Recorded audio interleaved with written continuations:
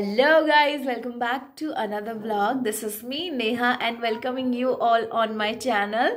So आज है day 2 at my home and आज day 2 भी है दिवाली का एक्चुअली और मेरे यहाँ होने का day 2। ठीक है, तो दिवाली के नेक्स्ट डे हम क्या करते हैं, गोवर्धन पूजा।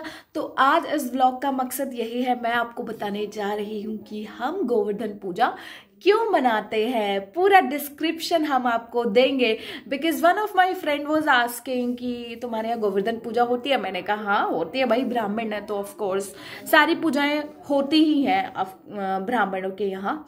बढ़ाई नहीं कर रही हूँ, आई एम जस्ट सेइंग कि हाँ हमारे यहाँ सारी पूजाएं होती हैं। मतलब आप साल के सारे सीजन्स आप ले सकते हैं, हर सीजन में एक ना एक पूजा हो जाती है। तो उस हिसाब से मैं बता रही हूँ, मैं अपनी जात को बढ़ावा नहीं दे रही हूँ यहाँ पे। और कर्म से और जन्म से ब्राह्मण हूँ तो बोल सकते हैं। ठीक है, तो मैं आपको बताने वाली हूँ यहाँ पे कि गोवर्धन पूजा क्यों मनाई जाती है, क्या महत्व है उसका, वो बताती हूँ आपको। तो फर्स्ट ऑफ ऑल आपको दिखाती हूँ कि हमारे यहाँ किस तरह से गोवर्धन पूजा मनाते हैं। तो देखिए यहाँ पे ये पूरी प्रतिक्रमा बनाई जाती है गोवर्धन की। पहले आरती हो चुकी है, मॉर्निंग में जोत जलाते हैं, वो हो चुका है। तो होता ये है, मतलब ये सब तो हमारे यहाँ बनाया जाता है और इसके पीछे एक कहानी है, वो पहले आपको बताती हूँ कि कहानी क्या है। तो वैदिक काल में जब भगवान यहाँ रहा करते थे पृथ्वी पे, तो बताया गया था कि माँ यशोदा एक बार पूजा कर रही थी और पूजा करते करते कान्हा जी भी वहाँ पे पहुँचे। तो उन्होंने पूछा कि माता आप ये पूजा किसकी कर रहे हो। तो उन्होंने कहा इंद्र भगवान की पूजा कर रहे हैं। तो उन्होंने कहा क्यों, इंद्र भगवान की पूजा क्यों कर रहे हो।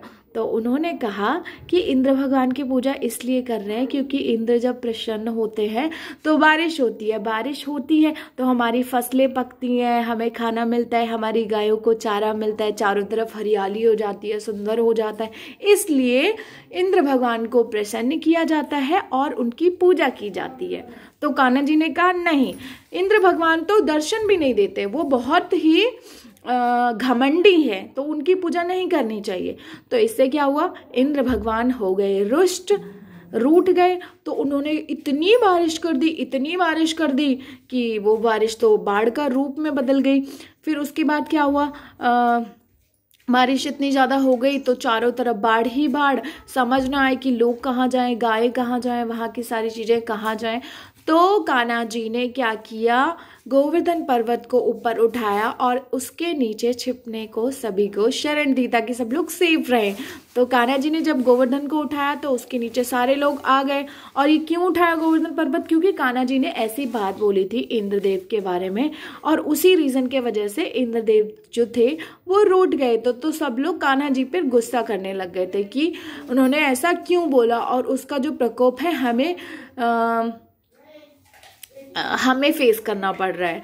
ठीक है, तो उसके बाद कान्हा जी ने कहा कि मैंने रायता फैलाया तो ऑफकोर्स मैं ही समेटूंगा। तो उन्होंने पर्वत को उठाया और उसके नीचे सबको शरण दी और बाढ़ से सब लोगों को बचाया। तभी से ये पूजा मनाई जाती है। सबसे पहले कान्हा जी का पूजन होता है और उसके बाद जितने भी लोग वहाँ पर उपलब्ध थे उस समय पर, मतलब इंक्लूडिंग गोवर्धन पर्वत, जो भी लोग थे, देखिए गाय हैं सारी हमारी, गोप ग्वालाएं हैं।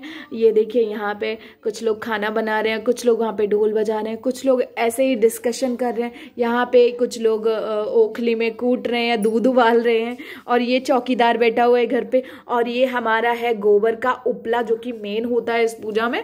तो इस रीजन के वजह से ये पूजा मनाई जाती है। और क्योंकि इसकी कोई बोल सकते हैं कि फोटो वगैरह नहीं होती, तो या फोटो होती भी होगी, लेकिन हमारे यहाँ स्टार्टिंग से इस तरह से मनाया जाता है। पहले हाँ, गाय के गोबर से ऐसे पूरी प्रतिक्रमा बनाई जाती है, फिर पूजा की जाती है। पहले दादी थी वो करती थी, लेकिन अब मम्मा करती है। So that is it.